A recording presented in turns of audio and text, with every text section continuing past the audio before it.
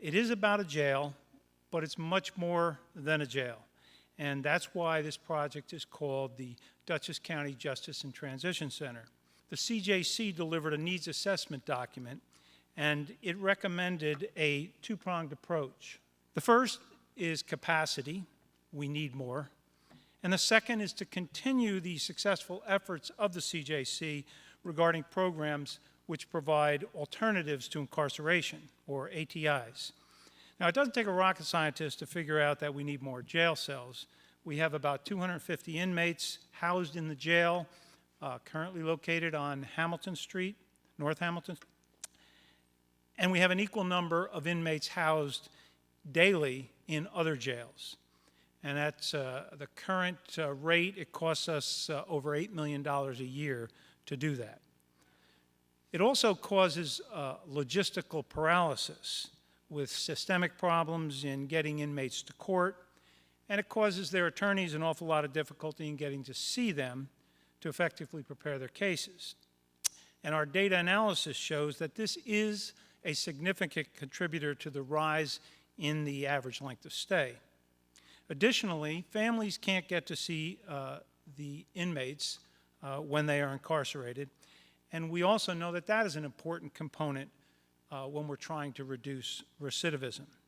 So we need a bigger jail, but we also need a better jail.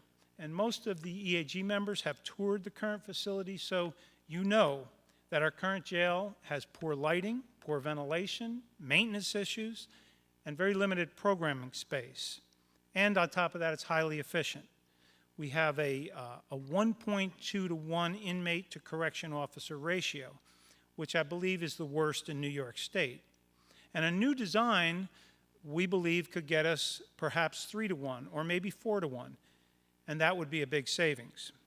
Bigger and better jails are not easy to build, as we have found, and it certainly doesn't happen quickly, which is why we have developed both a short-term and a long-term strategy. In short, we have temporary housing in the short term, and these are pods.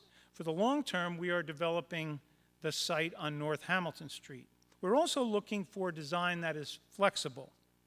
We don't want to build a jail that we outgrow the day we move in. We've done that in the past. But we don't want to overbuild either.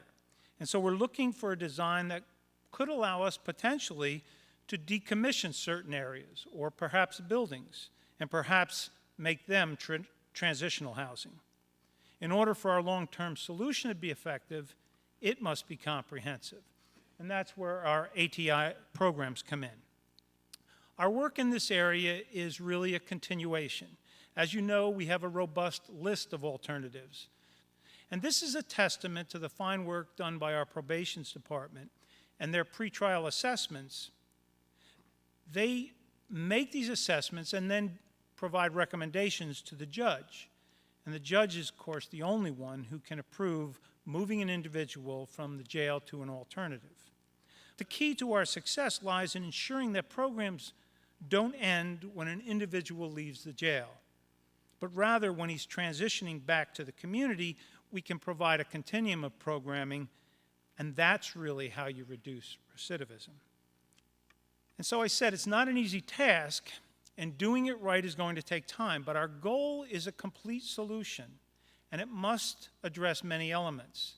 And all of these elements must interact, and in the end, the solution has to pay for itself. It needs to make sense, and it needs to be fair. And it needs to be fair to the individuals in the system. That includes the inmates, or hopefully those we keep from becoming inmates. And it has to be fair to the families of those inmates, but it also has to be fair to victims and their families, fair to people who administer the various aspects of the criminal justice system, at the jail and law enforcement, probation, the DA, the public defender, the courts, mental hygiene, and all of our community partners. And in the end, it needs to be most of all fair to Dutchess County, the citizens of Dutchess County who pay the tab through their taxes, and while expecting us to look out for their public safety.